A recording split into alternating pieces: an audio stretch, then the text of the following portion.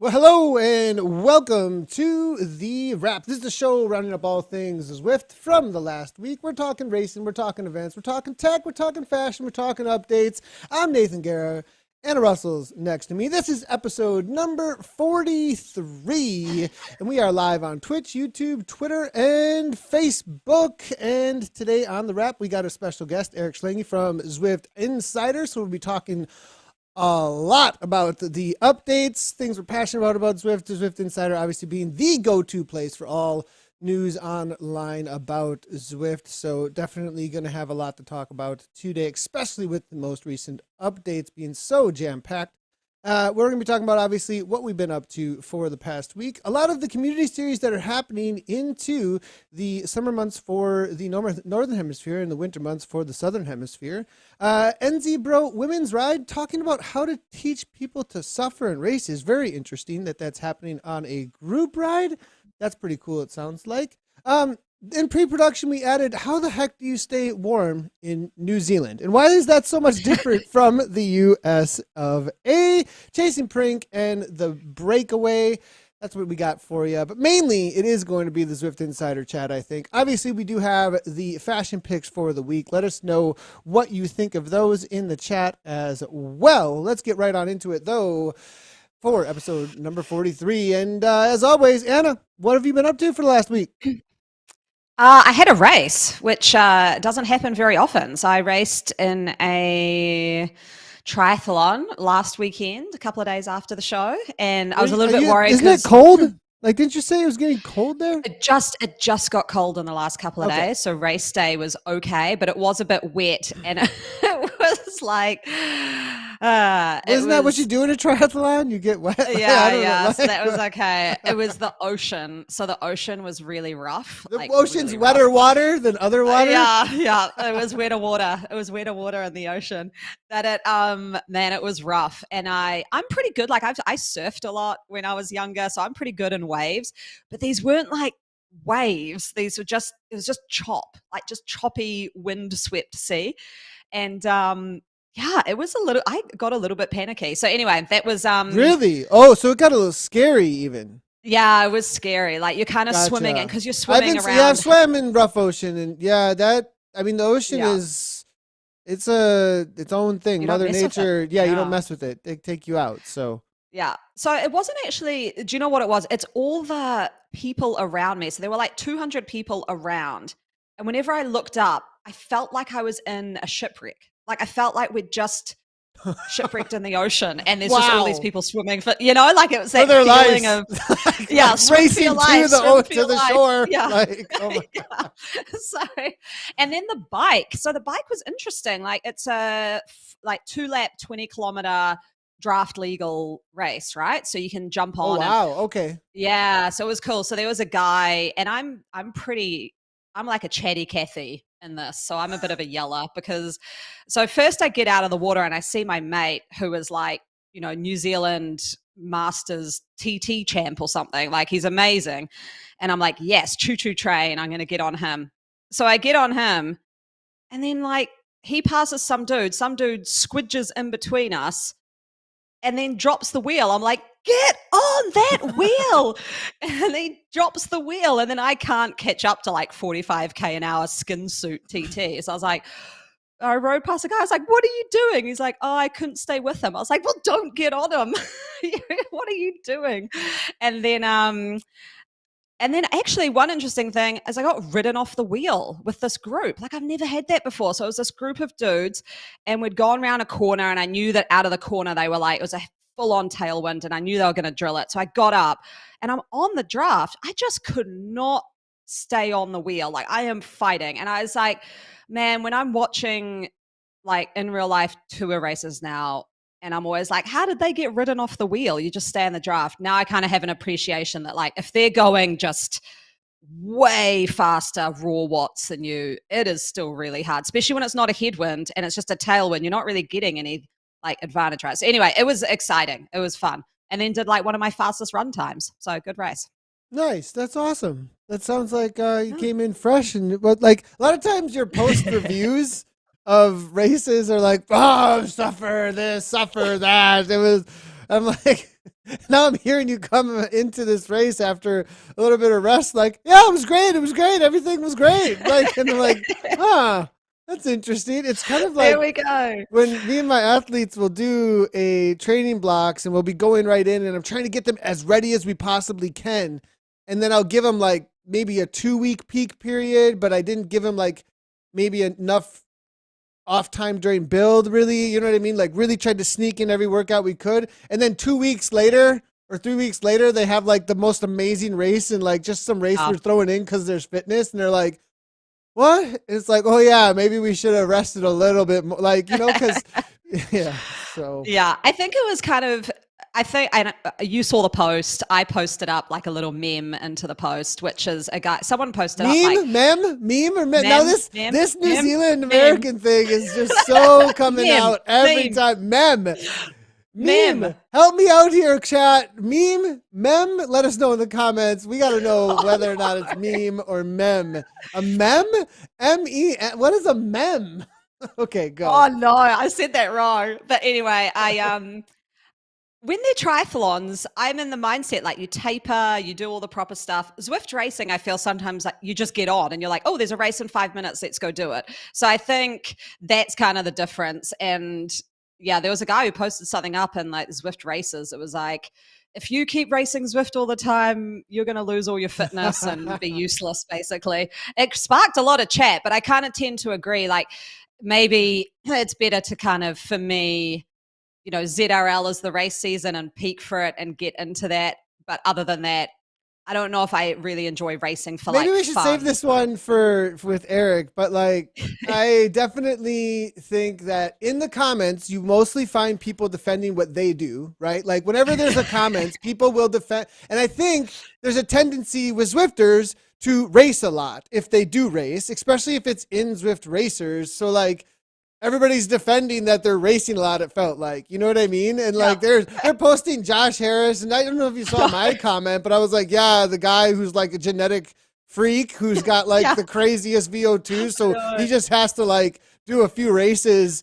And yeah, of course he's in crazy shape. It's like first he's Yeah. already good, and then he does Yeah. races, and it just makes him a little better. I don't think that's a good example. I mean, I love that guy. No offense to the guy who made that comment. We had a good back and forth or whatever, but I was like, I don't know if that's the best example, but No, that's the comment like when someone's eating like too much McDonald's and then they're like, but look, Michael Phelps ate all this McDonald's. And it's like, yeah, he's also like an Olympic swimmer swimming like 5 hours a I day. saw somebody in a YouTube video like comparing his situation in the Zwift race to Tadej Pogacar and his situation where this happened. I was like, yeah, that was just like that. Like, Oh my God. Yeah, other than the race, I have like incredibly been enjoying base workouts.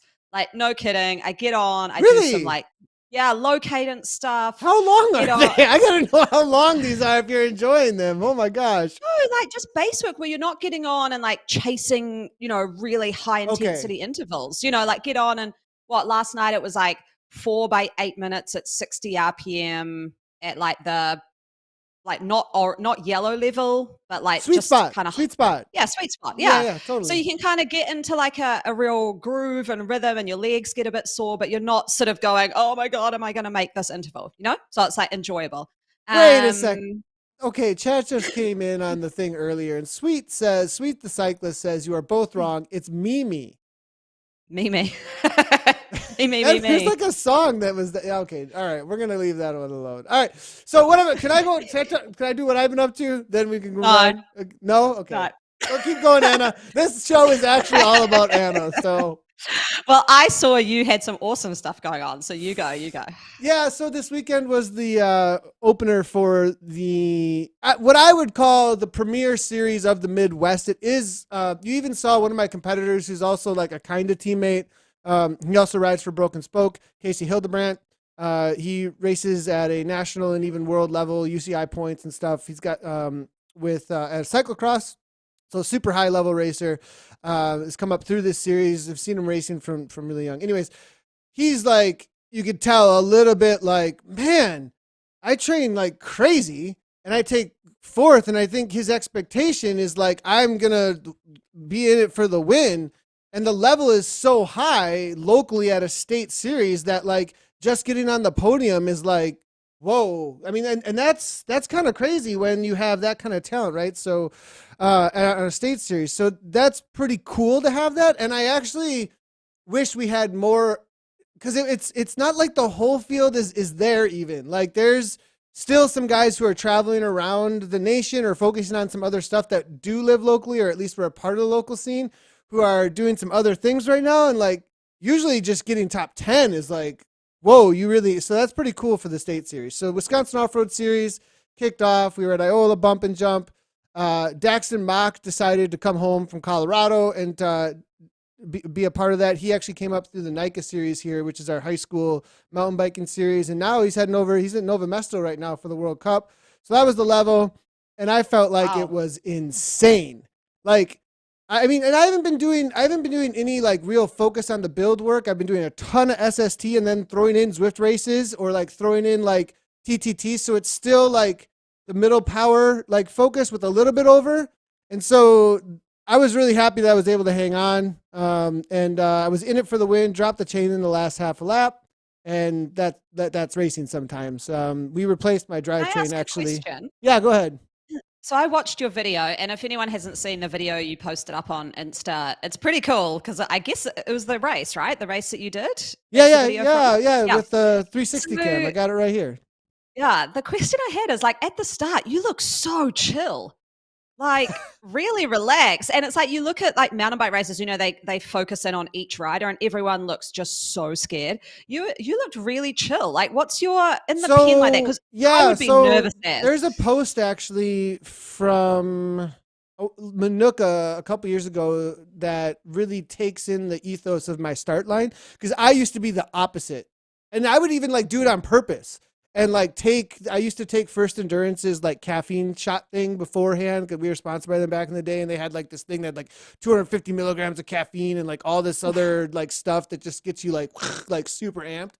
And so I would take that and I'd be like, oh, and I'd get all this pressure and be like, and then boom, like go, you know. And I learned that racing calmer and racing in a way that you've done all of the work already. And all you can do at this point is deal with whatever comes at you.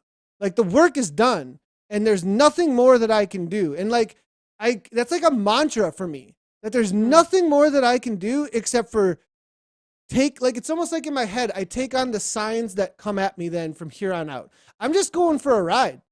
I'm going for an all-time best effort right now that I possibly can, but there's a bunch of signs that are in front of me that I have to respond to as I go. And so it's like playing a video game. Like I'm going to go and I'm going to take on this challenge that's always changing in front of me, but I've done all the preparation for all those changes as they come. And like, Yep. And that's all there's to it. So it kind of calms me.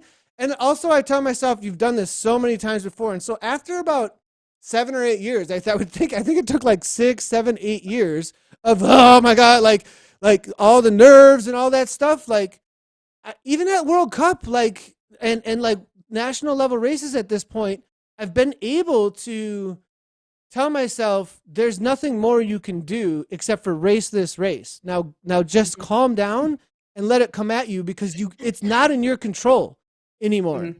That stuff that you're worried about and you were thinking about before, it's all over. You're at the line right now and there's no more time. So stop worrying. And it doesn't add anything to my race if I worry. So boom, that's what it does. And I actually, thanks for mentioning that, because like, it's a skill to get there. Actually, it's something I've hammered on with myself to be able to like, it's an emotional skill though that I've trained into me. Yeah, it's it was impressive, because I would have to say that kind of a start like would be quite nerve-wracking, like just lined up and knowing that it's just all in, you know. I don't know if you have a whole shot in your mountain bike races, yes, but just like definitely. like all in to get to that. I'm like, oh man, that's just like quite nerve inducing. But yeah, I mean, I guess it follows that, you know, sports like graph, right? Where you have too many nerves and you're anxious and tense, but not enough and you're too relaxed and you can't sort of get the performance. So you've kind of found that sweet little spot in the middle of like not too much nervousness and a bit of relaxation, and it kind of works.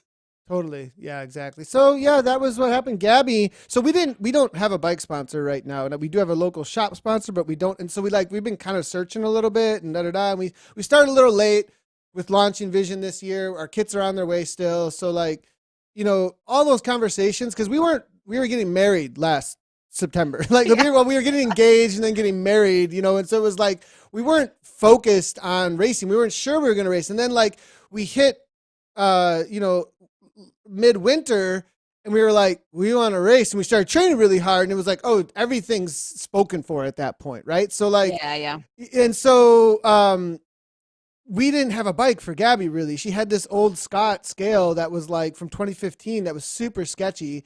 And like we got out on the pre-ride and she was like, Nathan, I'm just scared. And especially after her experiences with breaking bones, whatever. And like her tech skills aren't the greatest. And so like, I was like, man, try my bike. So I said, let her try my bike during the pre-ride. She goes, like her eyes went like boom. Like, and she like, you know, she went from that to you know, one of the, not the latest model, but the latest until the 2023-24 release of the S-Works Epic, right? And like top of the line and like fully.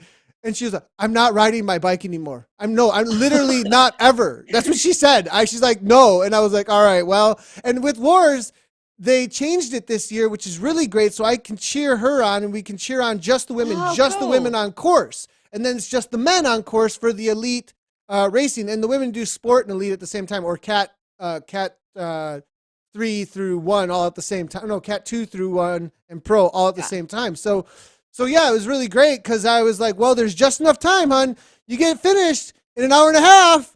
And I can race still, so you better finish in an hour and a half. Like, so she jumped on my bike. We had both numbers on, but hers was covering mine. And then I just handed it to the mechanic that we got a buddy that's there, Wilhelm, awesome German mechanic. He's been doing it there forever, and handed it to him. He changed everything really quickly. I snipped the numbers off, changed the heat seat height, boom, go. Like it was so. Oh my God, that's so good. I've got to say, like, but it was all sticky. The handlebars were all sticky. I mean, like, I was like, yeah, she was like all the maples. She took some Untapped and some SIS, and they were just like, I was like, what did she do to this thing? SIS is a shocker for they're so like liquidy. I'm actually holding one. How weird is that?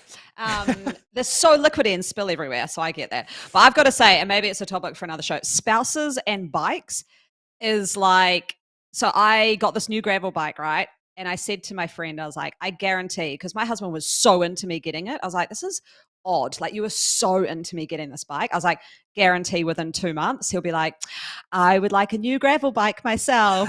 And yeah, he got back from his bike shop and he's like, so they've got a frame in there. I was like, now I can't say no because I went and got one. So yeah, now we're having 2 gravel bikes, but we've set a challenge. We're going to do this 250K gravel race in November. Whoa. Yeah, down in the South Island. So that's our awesome. Little couple's holiday. Yeah, so all the base work will pay off. Yeah, be a bit of fun. Well, that sounds awesome. Very cool. Yeah, I mean, the whole bike and spout, it is a thing because Gabby then, because she didn't have a bike, we were chatting with Broken Spoke. They helped us out a ton. And, we at least got her onto something for now. It's not, maybe it might be a turnaround bike, but she's on a pretty nice pivot now. We got it yesterday actually. And nice. Yeah, and I got on it, was like, huh. I was like, like, 'cause they have it's a different suspension system. And I was like, this feels like this bike from the past. Like it functions a little bit more like the old Trek 99SL Foley top fuel. And I really liked the way it felt. And I was like, I kind of want one of these. Like I was like, and so now, yeah, it's a thing when the spouse gets a bike and you get a little bit. So don't be surprised. Don't be surprised. Okay. So, well, for everything else we're talking about, we can maybe bring in Eric because I have a feeling he can add to all of the conversation from here on out. I mean, even with the NZBro women's ride. So let's go ahead and bring in the most special of guests that we could possibly have. Eric Schlange from Zwift Insider, and great to have you on, Eric. And first, I didn't prep the happy birthday music. Dang it! Oh, you got to sing it again. No, oh my God! Sing it. Just a quick happy birthday to you, happy birthday to you, happy birthday to you, Eric. All right, there we go. You got me to sing again. Oh my gosh! Yes. How you doing, Eric? I'm doing great.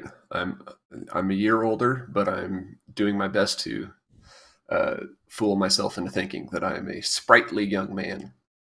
Yeah, you're doing all the Zwift workouts. I think I've been seeing you've been doing a lot of Zwift workouts lately. Yeah, maybe Eric can do what has he been up to? Maybe that's what we should be doing up front here. Huh? What have you been up to on Zwift recently? Because I've been seeing you've been doing the Zwift workout series and streaming them even. Yeah, so I decided I was kind of lacking direction, and I was staring down the barrel of turning 44 and becoming a grandfather. Congrats! Like within probably in the next 3 weeks, our oldest kid, our daughter Bella, is going to be having our first grandchild. So I'm staring down the barrel of all this. It's exciting, but at the same time, I'm struggling with the thought that I'm much too young to be a grandpa, right? I mean, we can all agree, clearly. Anyway, I decided to. I'm like, could I beat him? Like, could I have beaten him before 44 to that? Because my daughter is old enough to have kids, and I'm like, no, this is not happening. Oh my God. Yeah, I'm it's with crazy. You. So, anyway, so I took on the Build Me Up training plan on Zwift, which is a 12-week long plan. It's I think it's the best plan on Zwift. It's designed by Shane Gaffney, who he actually coached me for a better part of a few years ago. So I already know kind of his approach, and I like it. So I decided to do that. I thought it'd make interesting content on Zwift Insider. So I'm doing a weekly post about how it went, and I'm not live streaming them, but I'm recording them and just uploading the video because I thought that might be interesting reference for someone else who's taken on the plan, and they go, well, this VO2 workout looks terrible. What does it actually entail? And they can watch me suffer through it. But it's going good. I'm on rest week actually right now. This is week 8, so every 4 weeks is an easier week. So I just finished kind of the VO2 block. It was kind of more like a sweet spot focus, endurance focus, the first block, and then VO2, and then the last one has more maybe more pointy efforts. But it's kind of the last 4 weeks kind of brings everything together.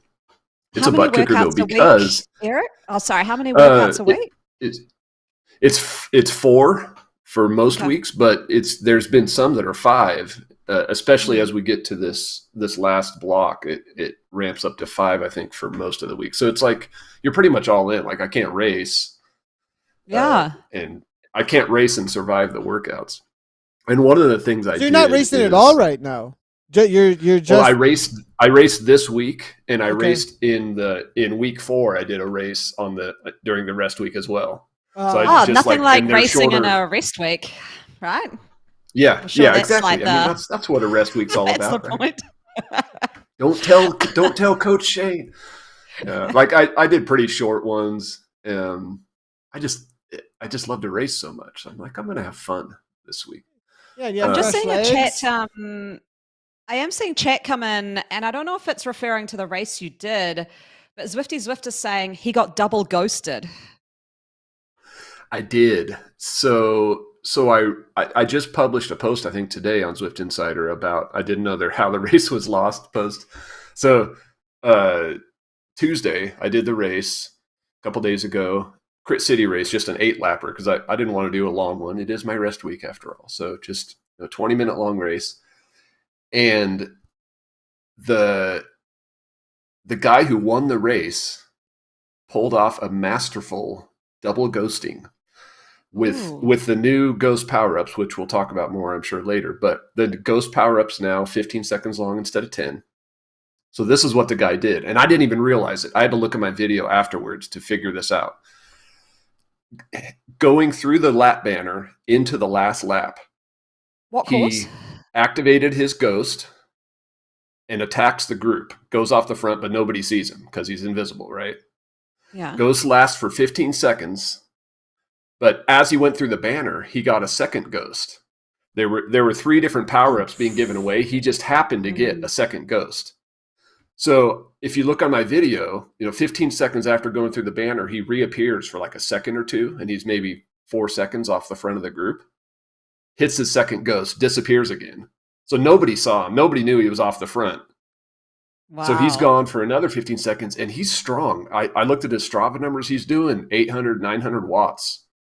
Pulling away from the group, and he ended up averaging. He kept the power up for that whole last lap, 525 watt average for a full lap of Crit City, and we almost caught him.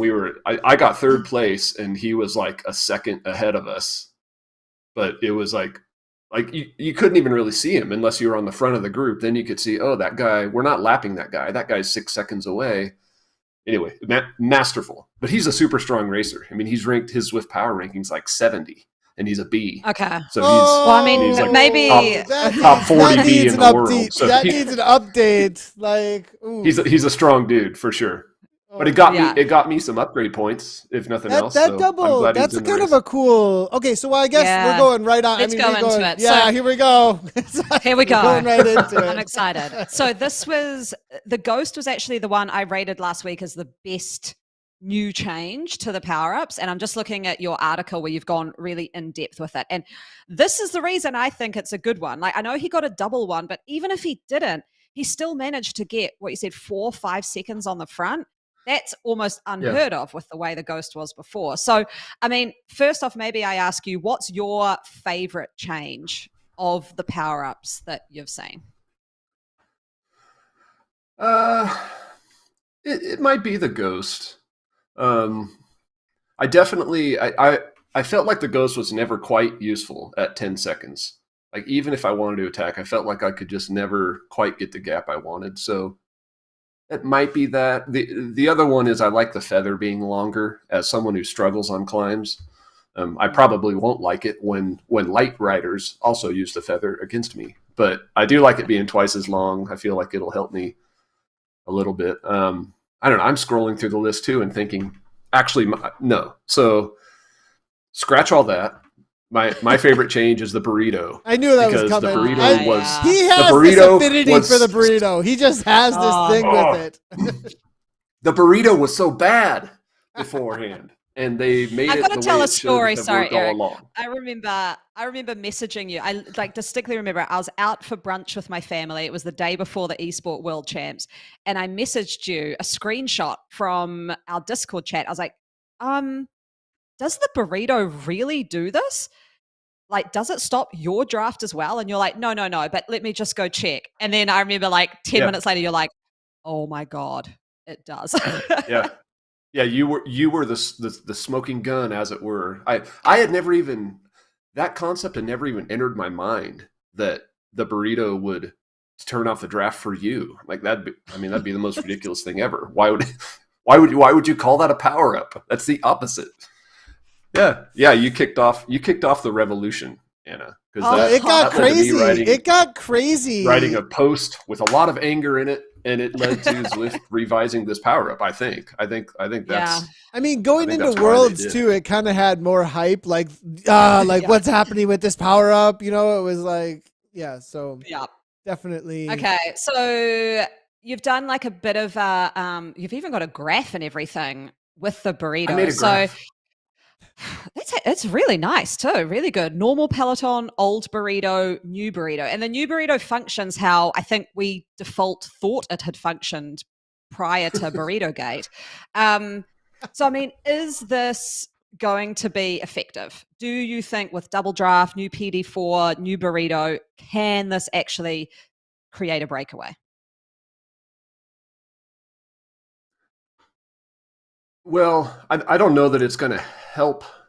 It would be hard to use it to create a breakaway, like a group breakaway. If you're talking about a solo one, sure. I think it helps in that case, but it helps as much as it ever helped, right? In a breakaway sense. I think the problem with a burrito is everyone just uses it in the pack because 99% of the time riders are in the peloton and they're holding their power-ups. So what does the burrito do in that case? I think is the bigger question. And now it just at least hurts the people behind you. It doesn't hurt you. Yeah, and the duration thing as well, that it's 20 like 10 seconds of attacking with somebody not being able to draft you is definitely, I mean, it's like, whatever, you know what I mean? But 20 seconds is a much longer period of time that can be. Yeah. And the only thing is that my feeling on the burrito that I still dislike it is I feel like there can be too many burritos at once. When you have too many burritos, it just kind of like wrecks the whole idea of like this one person or a couple of people are undraftable. And I just feel like, if Zwift could make some logic where only so many people can get this power up through this banner, and it also like only helps your teammates or something. It would just make it so much more effective to make it more aimed really specifically at what it's for, which is creating a breakaway situation in a single rider with that burrito, but then everybody else can have one and one person pops it and you only get them at these certain sections. So like probably like 5-10 people have it, and then people use it all at the same crucial moment that's known on course. It's like, well, there's just no draft for anybody right now. It doesn't it's all the same thing. So we used it. I think you need to think of this more as like a tactical power up instead of just using it in the pack. Because kind of in the pack, it's useless. Like, because if it gets dropped in the pack, everyone just pushes forward ahead of you so that they've got draft again. So the way I remember we used it once in a ZRL race a couple of years ago, and it was Richmond course. And you go round the hairpin, and then you've got the sprint segment kind of after the hairpin. So we went early. One of us had an aero, one had a burrito. The aero rider went off the front and I had the burrito, and I tucked in behind her and dropped the burrito so no one could get on her. And so she could get ahead and get a big gap, and she took, first across line. And I ended up with second across line. So I think if you use it tactically like that as a group, so one of you in your team can drop it to enhance a breakaway for someone else, I think that's a good way to use it. Yeah, I did my team did the exact same thing in ZRL and in Neokio. And I remember my Belgian teammate, he was gleefully exclaiming, I burritoed them on Discord as our sprinter raced to victory. It was beautiful. Yeah, Grant Womack, Team Burrito mid-pack. And that's BL13 coming into chat saying, hey, Team Burrito mid can really split the pack. You can do something if you're all organized enough with it. So, yeah, I think okay. What was your favorite power up again, Anna? You said it was the ghost. Your favorite change? Yeah. And I think across the board though, I like it that they went so in depth. I feel like in the past, so like as a general with this change, I feel like they looked at every one of them and said, how can we try and make this better now across all of the power ups and not just do one change to one power up. Like we saw in the past, like just the anvil had just one little change and then that was not big change, and so I think the balancing and the idea of what I like is the mindset that Zwift are bringing to this, that, hey, we need to balance the competitive arena. And that tells me that they're thinking about how do all of these things interact in a race situation and make the best competitive racing possible. Like that's a shift in the thinking. From before, it was like, here's a feather and thinking isolated as a feather, and it just makes it lighter. And it was more of like, hey, here's a cool little Mario Kart thing while you're solo riding, and boom, it makes you lighter up the hill, and you can go up the hill faster. It didn't seem to be like it was thinking about a racing competitive environment and how everything interacts with each other. So I sense that there's a move forward in the dev mindset around this. And I think it could be said that in this rebalancing, I think generally what you're seeing is power-ups have been made more powerful too. So you could say that Zwift is leaning into the gamification side a little more. And the folks who don't like power-ups at all probably aren't a big fan of this change. Because a lot of power-ups were basically like they're doubled in length. It's just everything's up a notch. I think I want to talk a little bit, sorry, Nathan, about the drafting power-up. So I went on and did after my workout last night, a group ride to test the coffee stop, which we'll talk about soon. But it was quite a good group ride. So it was like a long one around Richmond Flats, and every sprint you could go for. So I was like, oh, this is cool. I can try the power-ups in a kind of faster situation. I got to say, the drafting one, the first time I used it, I forgot that it was stronger and it was longer. And then I was like, ooh, this is cool. The first change I made to my racing for that sprint was I could drop the draft so early and just sit at the back of the pack, chilling out, not putting out high watts, just getting dragged because it lasted 40 seconds and the sprint was only 14 seconds. I had 25 seconds to just chill there and get some energy and then still have the benefit of the power up as I sprinted through the group to get the fastest in the segment. So yeah, it was, I quite liked that. That was and it felt like you could really chill out in the pack with that one. We definitely saw in the Zwift women's racing series on Muckle Yin this past week. I kind of coached Gabby through it, and the timing because of the longer duration was a lot harder, because usually you kind of got an idea, but it was like, oh, with a 30-second, I had a really bad timing on the feather. And then with the longer draft, we were hitting those at horrible times because they were so long. And then on top of it, we thought the draft was the weaker power up and got rid of it at certain times and actually got beat to the line because the draft was so strong because somebody was able to, because if you went too early, you just led them out. I mean, the draft is really, really strong now, the drafting power up for sure. The race I just did in Crit City on Tuesday, I had the draft at the end and I was trying to do the math in my head. Like, okay, it's 40 seconds now. Where can I activate it to get the most advantage at the end? And I ended up, I activated it just after starting kind of the rolly descent. But I still had, I think, 10 seconds left when I crossed the line. And that was like, that's a long time. Yeah, that's long. Yeah. So it's somewhere on that, like when you ride up the bricks and then you take a hard right and there's kind of a long flat straightaway. It's somewhere like midway on that straightaway is where you could activate that power up and have it all the way to the line. And that's almost an article. Change. That's almost an article because I'm not kidding. Like because where are the places on courses that because I'm always thinking about this, about where can I hit this to get the most out of it? And a really good gamer is always thinking about those gains, always thinking about those little bitty gains that you can get when you're hitting those kinds of things. Right. I wrote a note. Article. Where to activate power ups. Oh, I was going to say, don't write an article. Leave it for the people who go and try it and Zwift craft it and practice it. Yeah. Don't make it easy. We'll see, Anna, because I have a list of over 1,000 article ideas in my mailbox. Put that one at the bottom. May or may not. Put that one at the bottom. Ever come to fruition. Anna doesn't want the secrets out there. She wants all the Zwift craftiness to herself. Yeah, I get it. I think reward the people who put in the Zwiftcraft work is what I'm saying. Okay, Anvil, which has got, if you watch the eSport World Champs and both the men's and the women's, I can't remember who it was in the men's. Was it Teppo Lorio?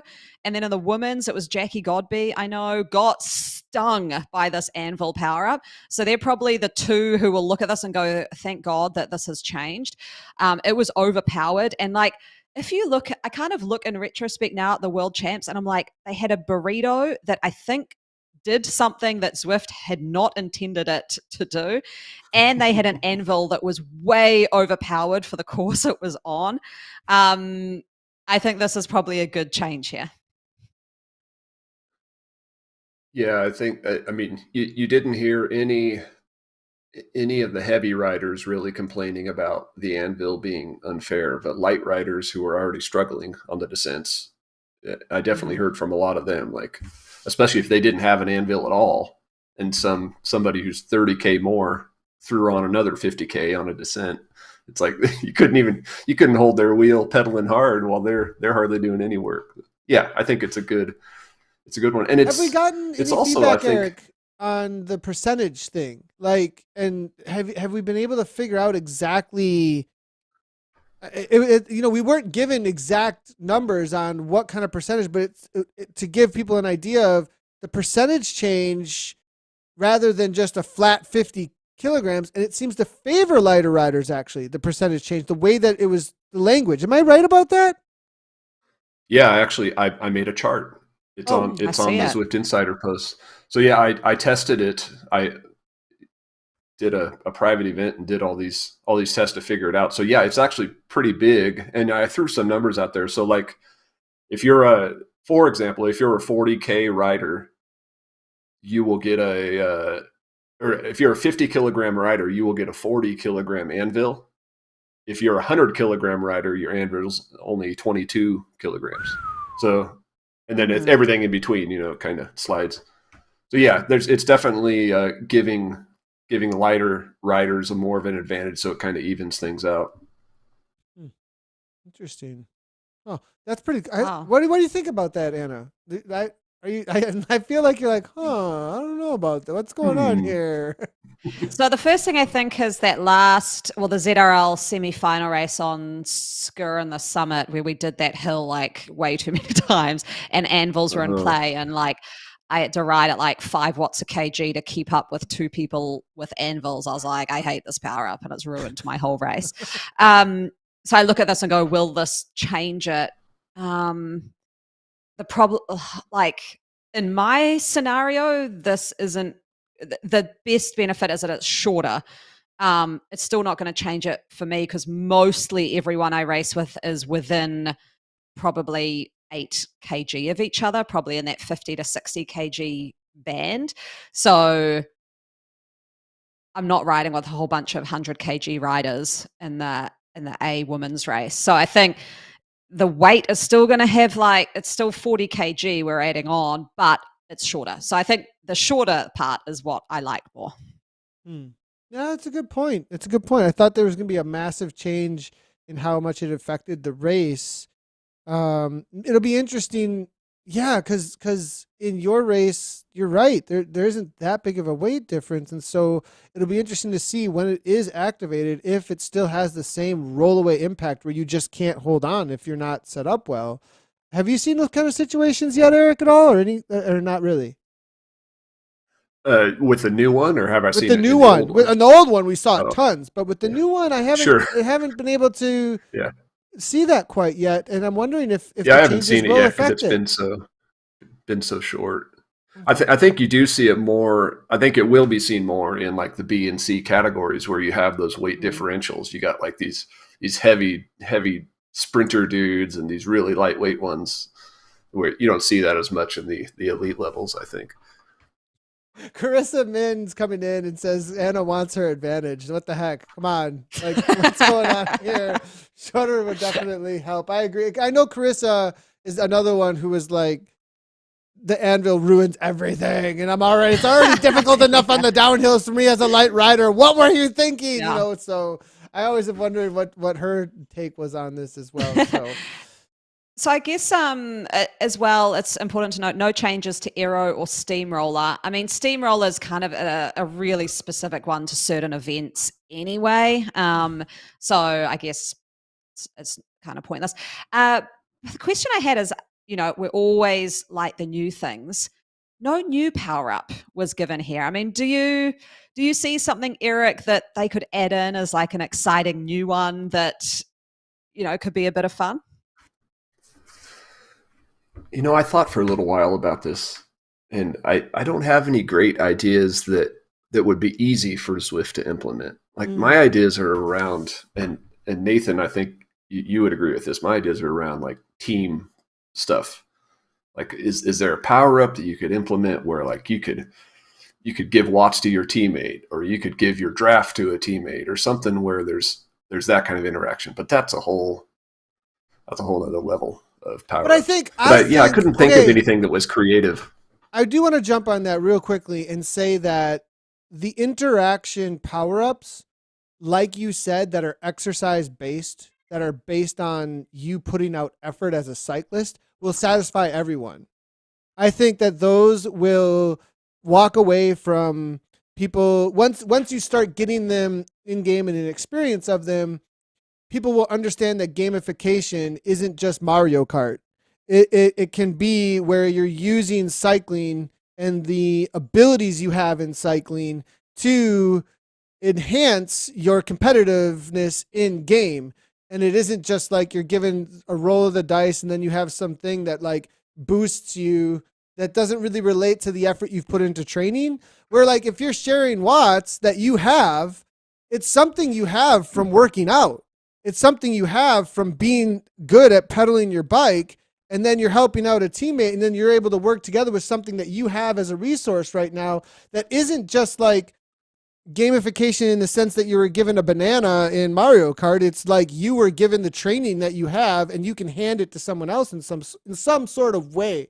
And I think the mixture, like the future for me, of power-ups in a way that satisfies everybody that's really exciting would be something like that. And I think it would be worth it. Like, just because it's complicated or hard to do, I, in my opinion, think that it would create, because we keep on coming back to like, the pole is the social, the pole is the interactive, the pole, and like, that would make it even more interactive. You'd feel even more connected with your team if somebody is able to sacrifice for you in a very real way like that. Like they got you back on terms because you had the sticky bit on power up that put them on your watts for a moment, and they got over the hill with you because of it. And then they're a heavier rider and wham, you're on their wheel on a downhill. I mean, how cool is that situation?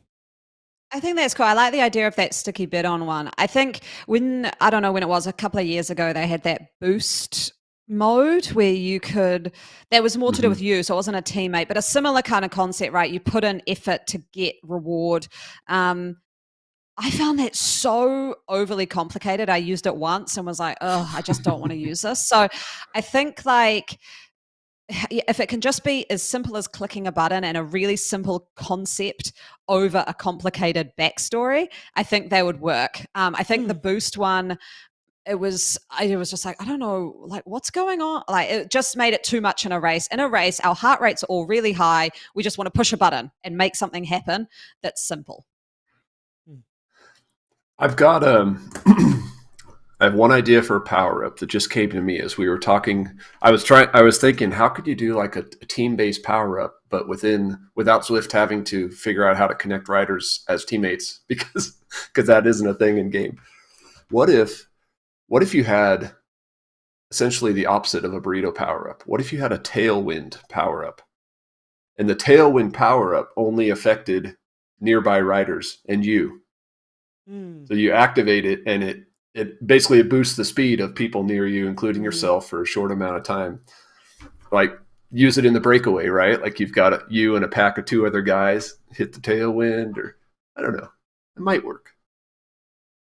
Might be interesting. Yeah, I think group benefits. Basically, a group arrow. Group benefits are a great idea, I think. So and there isn't there's not a group benefit at this point. So something that like helps riders around you might be kind of fun. See, Sweet the cyclist came in and said there's having like a top dog power up, so you take out the strongest or highest ranked rider in the peloton. Of course, Sweet got that in. Of course, Sweet's like, get rid of that guy, whatever. I reckon it's better probably to go with the positive power up, which is more like you're enhancing your strength rather than like knocking out the people who are strong. So I don't know. That's a whole conversation. Like, do we bring in negative power ups? Like the burrito seems like it's a negative power up in some sort of way, and so it seems not as popular. Whereas like boosting yourself, at least I don't know. I think there's something there. You know. Yeah. So when I used the coffee stop, and maybe this is the segue into coffee stop. When I used the coffee stop last night, I did think about it as a power up, right? And I was like, oh, this is really nice. Like I just sat there on my bike and got pulled along, and I was like, this would be cool as a power up, like a complete recovery power up. The only problem I think in a race scenario is if someone chooses that moment to attack, you're going to have a split second where you turn your coffee power up off so that you can get on the attack, because you're kind of locked into like a chilled out pace there for a while. And if anything happens, you're in a bit of trouble. So, I mean, it's kind of like, I don't know if you watched the La Vuelta Femenina, but it's probably like a Demi Vollering nature break where she missed the whole winning move and lost the jersey. You don't want to have that with the coffee stop, right?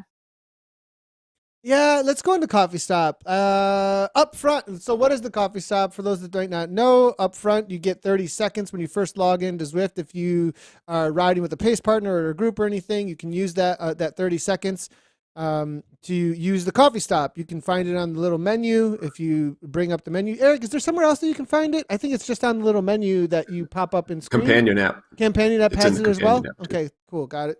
And so 30 seconds up front, and then after 30 minutes, you can have a 3-minute coffee stop that keeps you with whatever group that you are riding with. Now, there are some caveats around that. Shane, GP Llama, did a really good review, actually, of the coffee stop if you head on over to his YouTube channel. So I'm going to get my gripes out of the way first. When I did the coffee stop during a workout that I had 3 hours on Monday, I had a 3-hour endurance ride on Monday, and you can't do it in a workout, can you? No. I was doing a workout. I was doing my own workout with a pace partner. Okay, so I was making sure that I was doing and I heard the complaints there was complaints, people saying like, you can't use coffee stop during a workout. I was like, just push the pause button, dude. Like there's a pause button. You don't need coffee stop. Like, why are you complaining about coffee stop and workout? Like, there's a pause button. Like, anyways, so the maybe they don't know because it's not obvious. Because I did get mad the other day. Side note that I felt like pause wasn't in game because I forgot it was on the menu. Because like if you're in the middle of working, anyways, maybe put pause right in front of people. But I pushed it and my timer kept going and my distance kept going and I was in a workout and the time mattered to me and I was just going really quickly I was doing a workout. I wasn't in a Zwift workout. I'll keep on trying to say that. So I was out of water.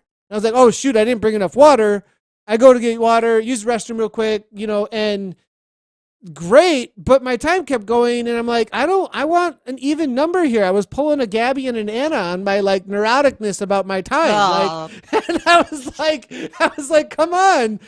And then on top of that, there is the Strava thing then that the distance keeps going. My opinion that all things should be paused except for you just stay there with the group. All the other data you shouldn't be getting 3 minutes of free kilometers. You shouldn't be like a coffee stop is a stop. Like you're not. The time stops and the distance stops. There's a couple others that I think Shane picked up on. Any of those that Shane picked up on in his video, Eric, that you want to highlight? Because I think there's a few other things that are kind of like, it may need little tweaks. Yeah, I mean, he mentioned that you can't access the pairing screen. You can't access any menus when the coffee stop is activated, and he would have loved to have seen you be able to get in the pairing screen, which I think is a great call out. Like if you're in a group ride and your heart rate isn't working or something, you get a power drop, being able to really quickly save yourself and repair stuff would be cool. Yeah. He mentioned that you can join the pens early. Yeah.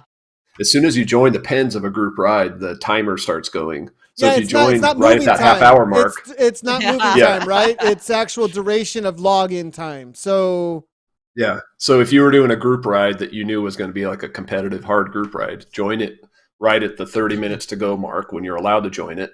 And then as soon as the ride starts, you would have a 3-minute coffee break ready to go. So that's possible. So that's kind of goofy. Like basically if you're in the pens, the timer shouldn't be going would be the fix for that. Here's something I just figured out today that I think is super goofy. Here's my question for our two co-hosts here. What happens if you join Coco or some ride and you want to take a coffee? What happens if you want to take a coffee break 6 minutes into your ride? Do you know what happens? Have you tried this yet? Wait. Oh, so you've started the ride. You want to take a coffee stop at 6 minutes. Do you get a double coffee stop? Is it a 6 minute long coffee stop? No, you get nothing. Wait. You can't take a coffee break, even if you haven't taken one yet. So for the first 5 minutes, you get 30. The button is there, and if you hit it, you get 30 seconds. But then if you don't hit it at all, that's right just at the a 5 logic minute mark, miss. That has to be a logic miss. It gets disabled. Right? It's disabled for the next 25 minutes. Stupid. So super goofy. So it's just basically there's no way to take. There's no way to do a coffee stop between 5 and 30 minutes into your ride. It's impossible. That's ridiculous. I mean, you think that's on purpose? That had to have been just a logic miss, right? Like it should just say if it's within the first 30 minutes, it's only a 30-second long coffee break, right? Like, wouldn't that be the more? That seems like what you would do to get rid of that. Don't make it 5 minutes. Somehow the thinking seemed to have been like, well, in the first 5 minutes you get 30 seconds because you quickly missed something, but otherwise you have to go for the full 30 minutes in order to get a 3 minute. Then the 25 in between there, you just don't get anything. You're out of luck. Oh my God. Yeah. Wow. You better figure out you forgot something in the first 5 minutes. If your memory doesn't work or whatever, you're screwed. Sorry, no coffee for you. Oh my gosh. So I used it last night, and I think the feature I quite liked, but I thought could be quite funny, is so when you first start, I did my 30-second one, and I was like, oh, this is really nice. And then there's a time down after that. So I was like, 30 minutes. I can't remember when I dropped the other one. And then you click it and it's like, you've got 25 minutes left until your next one. And it like ticks down. I was like, man, if you really need your nature break, you are going to be clicking that coffee thing time down like You're like, every 2 come seconds. Like, on. how long now? How long now? 3 minutes. Okay. Can I hold on? Can Yeah. I hold on? Let's go. So I really liked that time down. Actually, it was a cool little addition to it. Overall, though, it's a great. I think it really needs some of these little tweaks, like pretty urgently, in my opinion. But besides that, I think I think big thumbs up to Coffee Stop. I think it's a really awesome in general. It can't be used in races or events if everybody didn't read the updates and how race events, competitive race events that it's turned off. Like you can't just whatever. But I do think you're onto something, Anna, about a shorter, much shorter Coffee Stop ability to just get a break, maybe in a race situation, see how race organizers might use that in some sort of way, and if it's popular or not. I mean, I don't. Could it hurt to make a little tweak to it, and then it probably would be kind of easy to make a little race tweak to it. And I like the comment coming through from Carissa Risk Reward. If someone attacks, like, well, you got to turn it off really quick, and I kind of like that. If you're taking a break and somebody attacks, well, that's your problem, and you were taking a break, and you probably are fresh at that point anyways. Yeah, and I think, Eric, the point you brought up, or Llama, about if you could access your pairing screen, if they could tweak that so you can access the pairing screen, that would be huge in races. Because how many people have, they've get all set for their ZRL race, they've watched all of Si's recons, they've read all of your stuff, they're super pumped, and then they get a dropout, right? If you had that 10-second ability or 15 seconds to go, oh, I can fix this, I can still fix this, your race can be salvaged, right? So I think, bring it on, make it a power up. Whew, that's a tough one. Could be interesting. And if you make it a power up, you got to call it the sticky bid on though. That just feels more accurate. Someone was saying Motocam, make it the Motocam power up. Motocam, there we go. Sticky bid on. Those are both really good. I don't know, like the fixing the pairing screen thing. The thing, other solutions there is a big one, but that's going down a whole nother ball game. So okay, let's jump right on into this. Is a good one that you put in the notes here, Anna, and it's kind of interesting. Suddenly, steering is front and center. What is that like? Why is steering suddenly like boom? There it is in the middle of the. It's been a really long time that steering's been around. The Sturzo's been around a long time. Like that. You had the ability with the companion app at one point, to steer around. So what's that all about? And Repack Ridge is closed for improvements. Did you see that? I actually didn't even notice that. Yeah, if you ride down kind of the twisty descent through the redwoods after Saddle Springs, you can see on the right there's a new intersection at the bottom of that descent, which is the new end of Repack. And it's all paved. I was doing my fly cam trying to like see more of it, but it's hard to. But you can see like it looks like maybe a sprint arch near the end of it or some kind of a timer arch. So it's a lot longer. They've made Repack, I would guess, 2 to 3 times longer. It's currently paved. I don't know if that's the long-term plan. I like the single track thing. I hope they keep that. So I think obviously so with our history with Zwift, and whenever there is like some sort of under construction place, new roads are coming. That's usually what's going on there. That something new is coming that's being built. It's by Repack Ridge, so it looks like something to do with off-road or something along those lines. And on top of that, the last time we saw steering was in Repack Ridge. That was the last time that we saw, or at least like steering being something that you interact with the game. So interesting takes. Yeah, there's a lot happening for sure. Because Repack is where they launched steering. That was, when steering was on the companion app, and they launched Repack with it as like an experimental steering playground. So yeah, all signs are pointing to Zwift developing some stuff with steering. Also, the new pairing screen has steering front and center. And also they've strangely kind of like broken how it works for people on existing steering devices. So the Steerzo, you can't calibrate it anymore. That got broken. That's the one in the I've got, update. I think. Yeah. The Director. Yeah, I've got people. the I one haven't got actually tried ages it, but ago. everyone says there's no calibration currently. And then the kicker bike, which we have here, even if you don't pair steering on the kicker bike, you go into the game and it shows you as having paired your steering. Basically, there's no way to not pair the kicker bike Enjoy steering. Suffering Cycling in chat just said no ability to turn off steering needs to be fixed because their situation sounds really difficult. They have a broken shifter on the kicker bike and it makes racing impossible. So like, I'm not sure if I'm getting it right, but if your steering is kind of broken and then you're always going wacky, like being able to turn it off would be kind of important then if your hardware is forcing you into a steering situation. Yeah. Yeah, so that needs to be fixed. But there's definitely, Zwift is making moves around steering. Okay. For sure.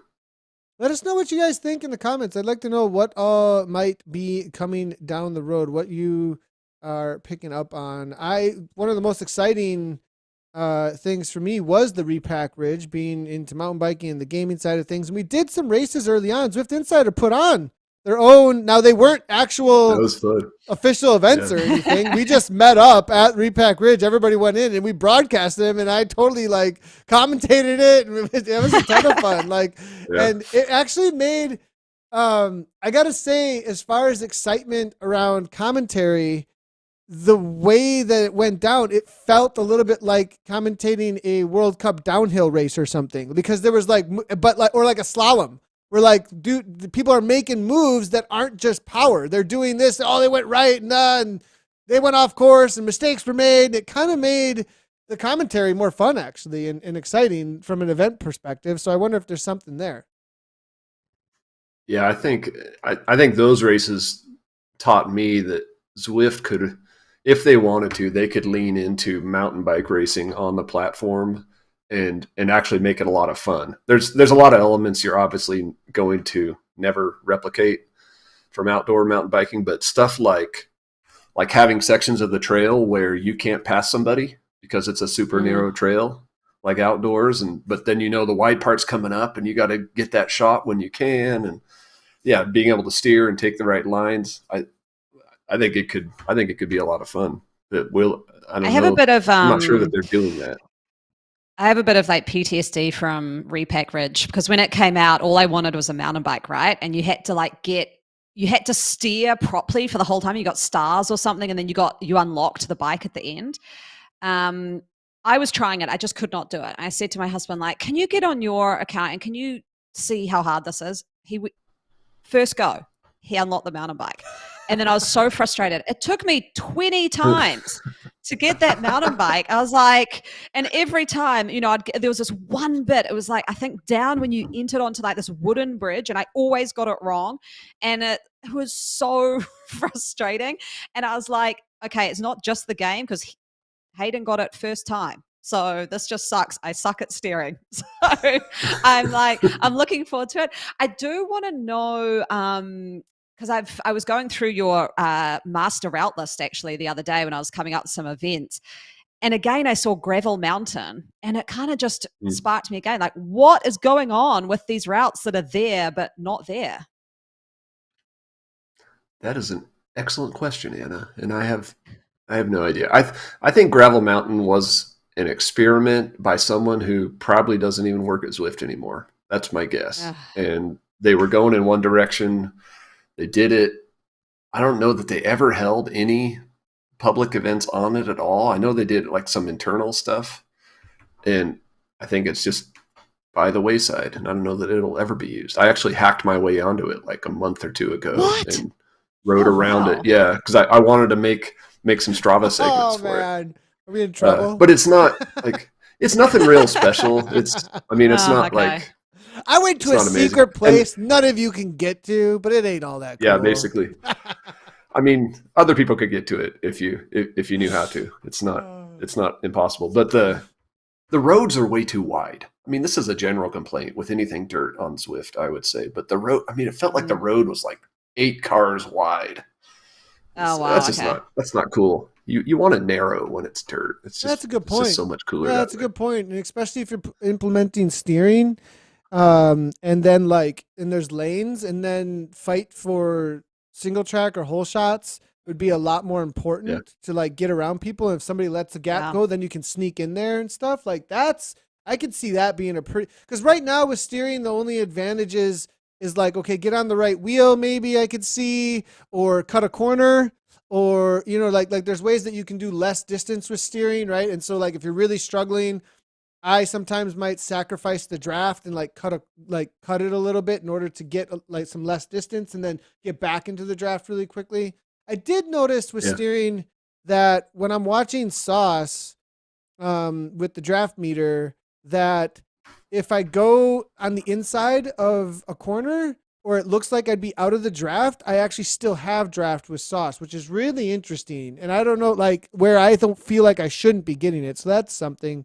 But I definitely could see, to not digress too much there, that with steering, narrower roads and fighting for position would really amplify its uses in a competitive environment. Yeah. I agree. And if it's an event only route, like an event only world, like Gravel Mountain kind of always was, then you can keep it narrow too, because you don't necessarily have people going both ways, depending on the route, obviously. But anything I think else part of Gravel Mountain too. Go ahead.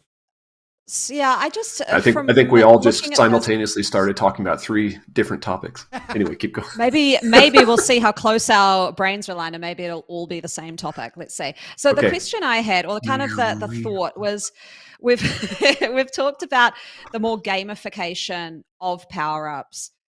We've now got steering looking like it's coming in a bit, which is quite a gamey thing. Someone's just come into chat to say there's been a recent article written, Zwifty Zwifter, saying that Zwift has patented a control device. So, that's in chat?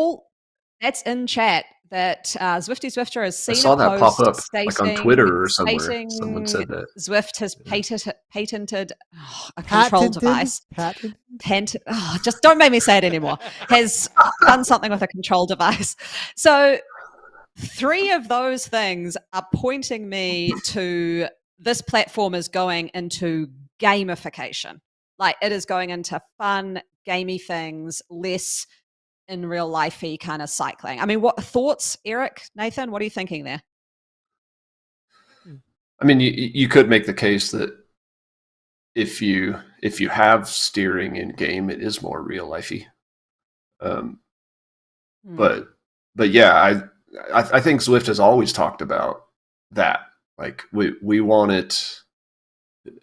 We need some kind of controller. And when they had their what was it, that their whole bike trainer that they kind of teased out, that they supposedly canceled, but the smart bike that they were going to build, it had handlebar based buttons and stuff. And yeah, I think it just makes sense. I think from Zwift's standpoint, it would simplify things for a lot of people to have better controls within reach.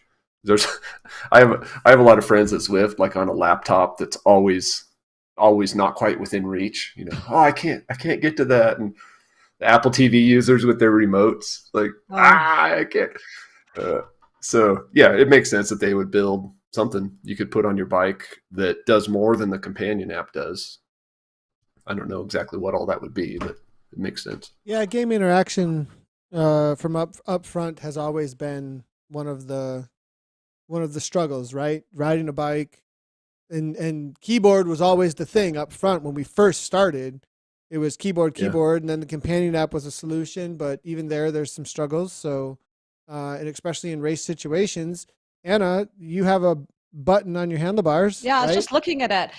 Yeah, I just moved the button on my handlebars actually, because what do you I use realized that for the viewers? They might be like, why do you have a button? Yeah, okay. So, and I know Eric's got one too. And I wonder, Eric, if we're our minds are joined, because I literally bought one, posted up a picture, and honestly, like, I think 30 minutes before I did that, you had an article up. I was like, what? We like linked here. It was crazy. Anyway, You're the southern bought for, hemisphere to my northern hemisphere. I know, it's crazy, right? So I think in America you can probably get them for like $1. For me, it was like $20 to get it shipped over from China.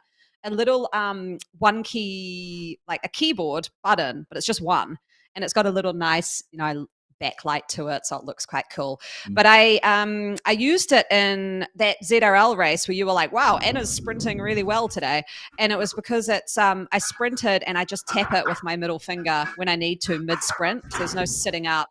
Oh, here we go. Eric's got one. Your exactly middle finger like this, specifically your middle finger. Like it. It's the strong finger. The strong finger. That's what you're giving to your competitors. So I've attached that with some hair ties, actually, just under. It was down in the drops, but I actually prefer sprinting up, like on the hoods now, because I'm like, I don't need to be aero, I'm inside, so I'm in the hood so I can do more downward force. And so it's actually just under the hood, and I just click it. The first time I used it though, Eric, I don't know if you had this, I didn't realize how sensitive it was.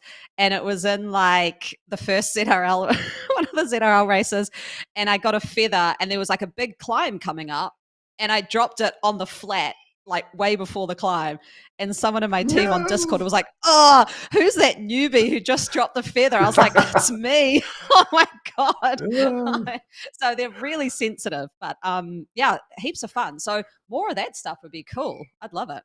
Yeah, that'd be interesting. And if people are, a lot of times if people are creating solutions already out there in the space of your community, it's an opportunity, right? So I wouldn't be surprised. I would not be surprised. But so anything else then? I mean, this is one of our longest episodes, of course, with Eric on board here. So Eric, anything else that's like exciting right now to you that you're like, like top article that you're like, can we get a little bit of like what's in your, the Zwift Insider mind right now that you're like, this is something that's key that a lot of Zwifters would be interested in, or special topics right now? Yeah, I feel like we might have covered them all. There was a lot that came out last week in that update, and a lot that Zwift is talking about. And I feel like they're going to, in the next like 2 months, probably during the summer, I think they're going to be rolling out a lot of stuff, and they're laying the groundwork for it. And then while the traffic is low, they're going to put out the stuff that's going to be slightly buggy that people can test when it's not high traffic time. So that, I think that's where my excitement is around Zwift right now, is what's coming in the summer. What are these kind of experimental things that they're looking to roll out? Because they've already teased some of those. I can't remember them off the top of my head, except the ones they just released. But they did this season on Zwift thing. Yeah, the climb. Oh yeah, the climb portal. The climb portal. I feel like the devs have been teasing race ranking systems for a while. I feel like I think that there's like part of it is there's landscape changing, updates that are coming. It feels like as well, like the portal idea, like a whole new way to experience Zwift.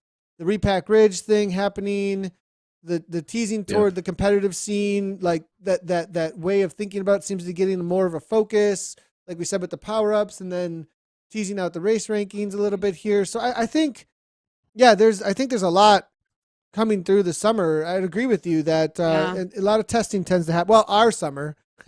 So yes.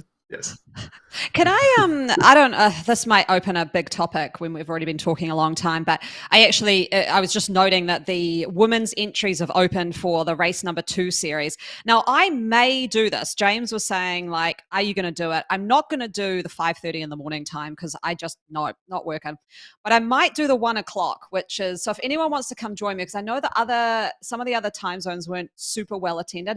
I'm probably going to do America's West. I'm saying it now because I think it'll be a funner time for me to do it. But anyway, the point I wanted to make was, so I've been running these events, it's height of esports season here, and I'm running like 4 events here at the moment. I've encountered like a bit of an issue with category enforcement that I don't know if anyone else has. And Eric, I guess I'm keen, and Nathan too, for a bit of your insight into this, I guess, is so category enforcement is great if you race on Zwift quite a lot. Quite a few of these series I run are like in real life cyclists who are coming on and doing it. So they've got like not much history in Zwift power at all. So what's kind of happening is people are, say, entering BCAT. They're not really a B, but they still get to. So there's no disqualifications in Zwift Power now because the enforcement happens when you enter the event. So they've been allowed to enter the B category. So they've entered the B category, they've run away with it, and they've won. The next race in the series, B category won't be open to them, probably. They'll just be able to enter A. But they've already taken the points away from that race in a points-based league. So it's kind of like an interesting point. So yes, they will eventually get put into the next category up, but they've already destroyed the race, if you get what I mean. And that have you encountered sort of feedback on that, Eric? Whereas before you could enter whatever category you want. So you may have a sandbagger, but they were DQ'd in Zwift Power. So the enforcement happened post-race. So their points never counted. They were not there. They weren't visible. Yes, they ruined the race, but it didn't count later because results took care of it. Yeah, I mean, I've seen it happen, and the dirty little secret on Zwift Power, which I wrote about a few months ago as I was deep diving into how to do my tiny race rankings, is that even if you get a DQ, you actually get the points you earned, and they don't actually, they're hidden on your rider list, so it looks like you didn't get the points, but you actually get them. And that's an issue. I still have an issue with in tiny races of people jumping into a race and just doing one of them, knowing they're going to get DQ'd. Like they'll jump into race 4, everybody else is tired, and they'll smash it.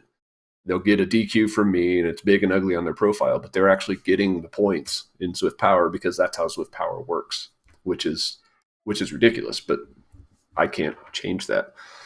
So yeah, it's an issue. That's a can of worms. How much control as an event organizer you have over what happens with your event and how all the data interacts with each other for competitive gains, essentially, right? So which comes all the way from who gets in the pens to how results are figured out to how the event actually runs while it's going on. All of that could have checkboxes that you would have control over, like a custom game. In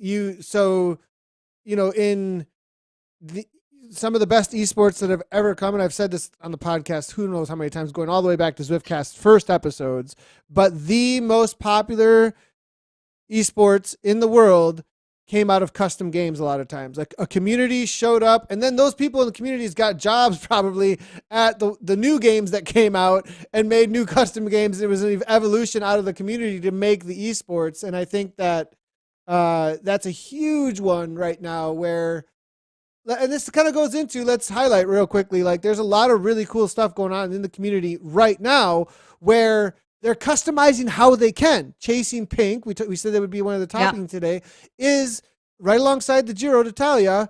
It goes from May 9th through May 28th. The Breakaway is a sponsor of it. I mean, they're customizing as best as they can right now with the tools that are there, but it's still super limited.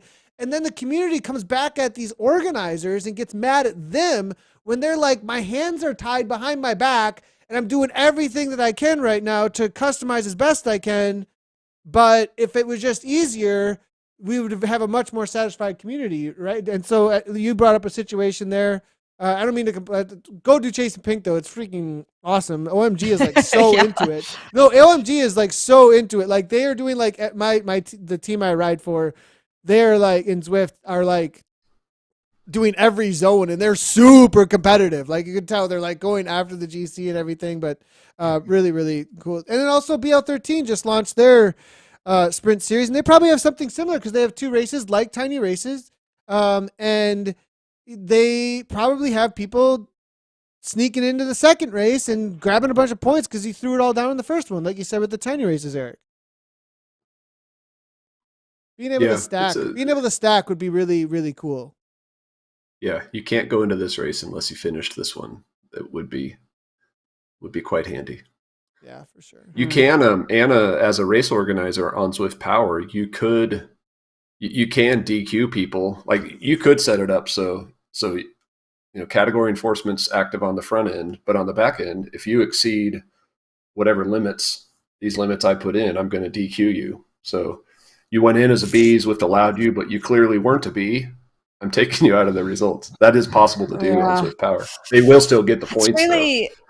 Yeah, Invisible it points. is. It's hard. Unicorn it's hard points. because it's a race series, kind of like I said, it's a race series in winter where a lot of the field aren't regular Zwifters, and you kind of don't want their first race experience to be like, oh, you got DQ'd, even though you could enter the race. And they'll be like, but why? It said I could enter. And I'm like, I know, but I've got something else. And setting up expectations correctly is so huge. So huge. Yeah.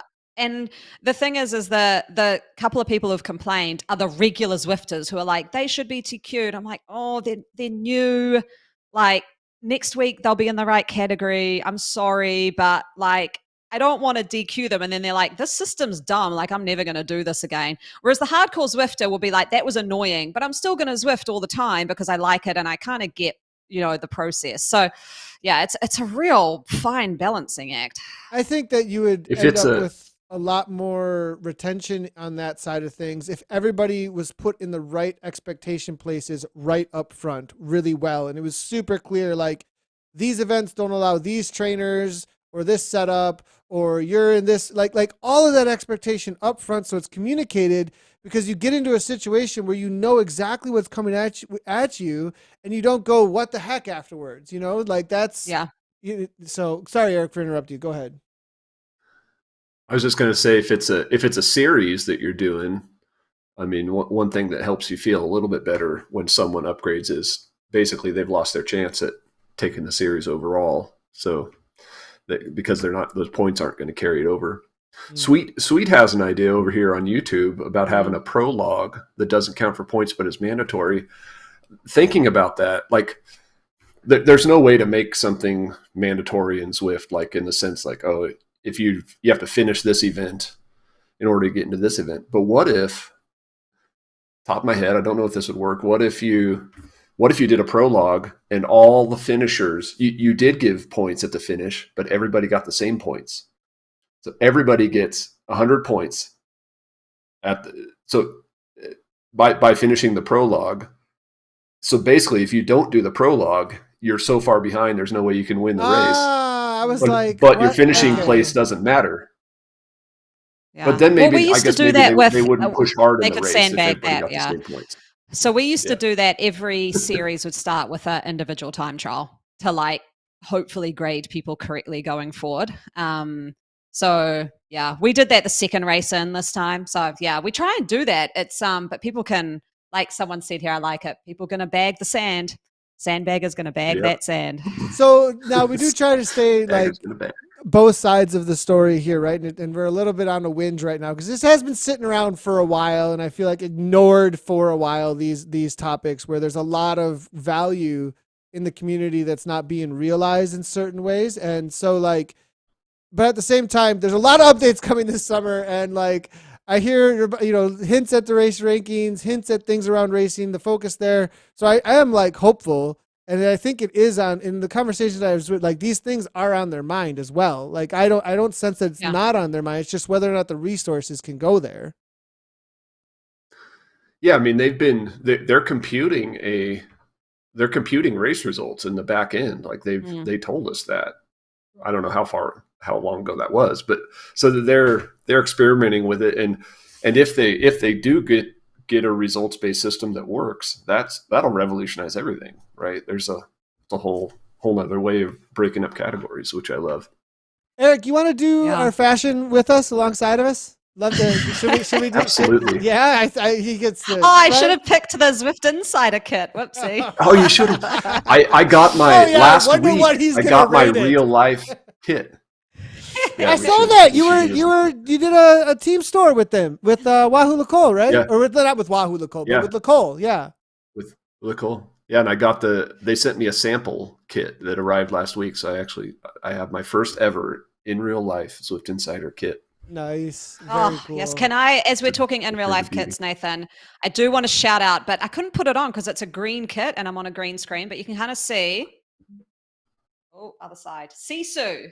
So shout out to Sisu. Nice. I am wearing under the sweatshirt a cycling jersey. So you can see it here. There we go. Cycling jersey. So awesome. Lucky I remembered that was on.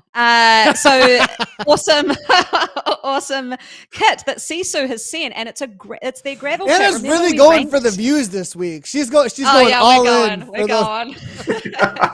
So Sisu, do you remember they got us to rank their kits, Nathan? There was like a pride one and an orange one, and this was their gravel one. And I rated it really high. It's got like the kind of trees on it and stuff. They sent me the kit. So I am wearing it in real life. I've got a 100K gravel ride on this weekend, and it arrived last night. And so I'm going to be wearing it this weekend. So I'm super pumped. So thank you, Sisu. The kit is awesome. So great shout out to them before we get into our fashion picks. Quick question. Great, put it in there. The ordering window for the Zwift Insider kit is closed now, but they'll do it again probably in August, September, Chuck, just so you know, in chat. And it will be announced on ZI, so over on Zwift Insider. Let's get into kits, though. This week's fashion picks are the Tour of Innsbruck 2018 kit, so that's going to be a pretty exclusive kit, I would think. Mm-hmm. And the Garmin Unbound helmet skin. What? There's an awesome-looking helmet skin that's pretty solid, just one color? Like, where did this come from? This is amazing. We just talked about this, Anna. Did you go hunting for this? I did. So I'm not going to lie. I'm reaching the bottom of the barrel with garage picks at the moment. So I'll talk about that one in a sec. But the Tour of Innsbruck one actually came from your lovely wife, Gabby, who sent me a picture of it when she was in a group ride and was like, what is this kit? I was like, what is that kit? And then I went on I should have been doing work.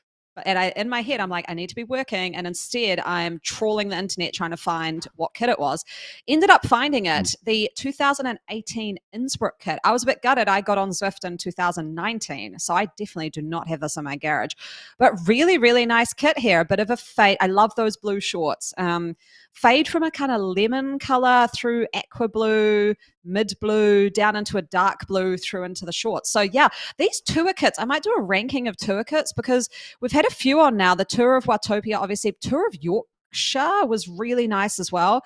Tour of Innsbruck and Tour of New York was a great kit, which I might put on next week. So these tour kits, I gotta say, of each world have been pretty amazing. And we all know I love that Scotland one with the tartan. So yeah, they've done really good jobs with these. Have kind of flown under the radar a little bit. So what are you rating? What's the rating? I'm going to give this an 8. I like it. 8? Yeah, I'm all right. So on Tour of Innsbruck, I always like exclusivity. When it comes to kits, it gives it a higher value. And so that gives it a little bit of a bump. I give it like a half a point. I'm getting so into the fashion stuff now. Oh my gosh. How did this happen? And then the change, I like that gradient change in the colors across them. It's a little bit stark, just a little bit. So I'm going to give it, it would be a 7.5 without the exclusivity, but I'll give it, 7. I'll give it a 7.7. Oh, okay. Eric?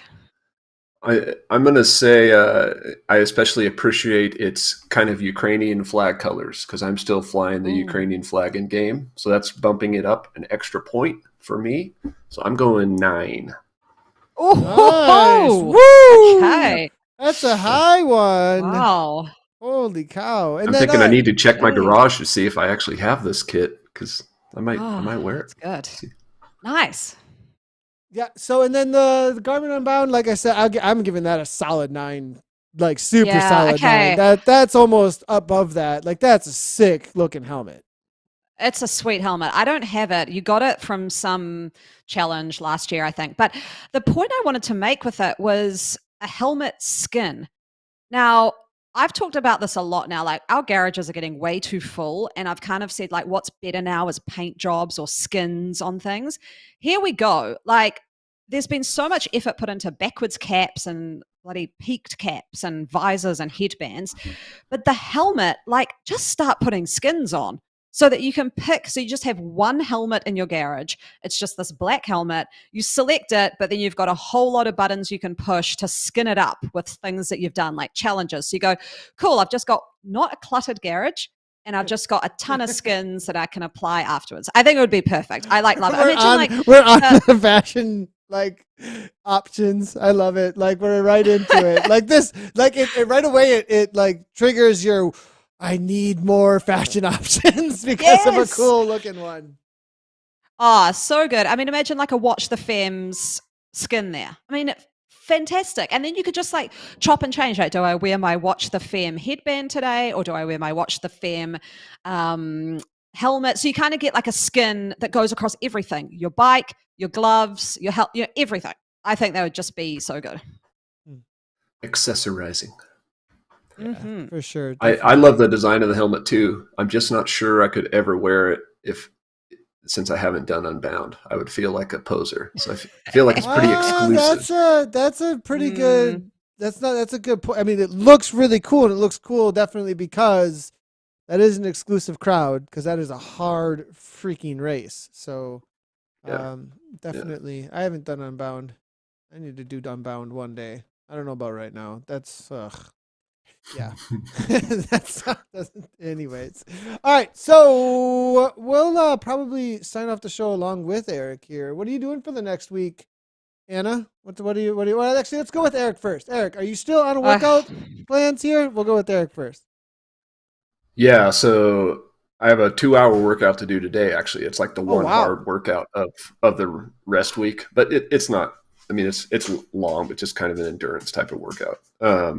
But then week 9 starts on Saturday, and that's the beginning of the final training block. And I look ahead at all the workouts, and I cringe in fear. And yeah, week 9 is ugly. Week 11 is the worst of the whole plan, but 9's going to be tough. So that's what I'm staring down the barrel of. What's your dog's name again? I visited, and I feel bad for not being able to remember right now. It's Moses. Moses, that's right. Moses just went back in the background. It reminded me of we visited. You know what's really funny is like that whole Zinder thing, the whole Zwift. What did you call it? What did you call it in the article? The tandem. Zwift tandem article. And like Moses just reminded me that Zwift Insider is actually the Zwift Tandem app in and of itself, because Gabby and I visited the Zwift Insider headquarters the first time we ever met in real life. And Moses would not get out of Gabby's room. Gabby, like one night, it was really funny. That totally reminded me of that interaction. And now I see him slowly pondering out of the room in the background. So great to see.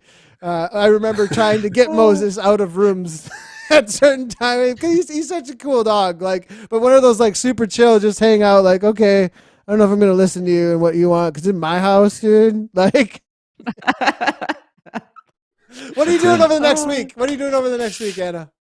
Oh, I've got a 100K gravel ride planned for. We've got Mother's Day on Sunday, so. Yeah, we're doing the Mother's Day Hundy. So me and my fellow mum friend, we've got the pretty much almost the whole day to ourselves. So we're going to head out and ride 100K. It might take about 5 hours, I think. So yeah, that's I'm looking forward to that. It's going to be a bit of fun. That's a big day. That's a lot of good work right now, actually, Anna. That's so good. That's really good for what Coach Nathan.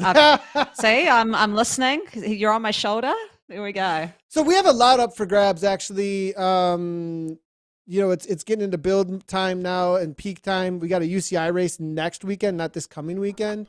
That's pretty local. So that's like get rested and get sharp. So there is a local crit we were kind of teasing at maybe doing, especially Gabby, because she'd jump into like 3/4s or something, like a lower category, and it would be a good introductory thing where it wouldn't be as like insanely dangerous or anything. So maybe, but otherwise it's just sharpening like crazy on the mountain bike. She's got a new mountain bike, so we're gonna do insane hill repeats, TTs on local technical course. Maybe go check out the course because it's local enough for the UCI race.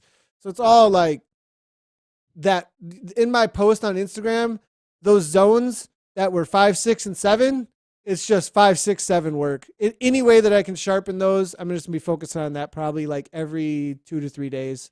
So, but it's like get rested for that though, because I'm still feeling the weekend and some of the work the last couple of days. So I think today though will be hill repeats and then figure out how I recover into all that work. So yeah, that's what I'm up to. Well, that was a long episode. As always, yeah, that was a long episode. We always really, really appreciate all of your insights. Eric Schlange over at Zwift Insider. Everybody, if you want to download this podcast, you can do so. Just search the Wrap and Zwift, and you should be able to download it anywhere that you do get your podcast. You can also find them over at ZwiftCommunityLive.com.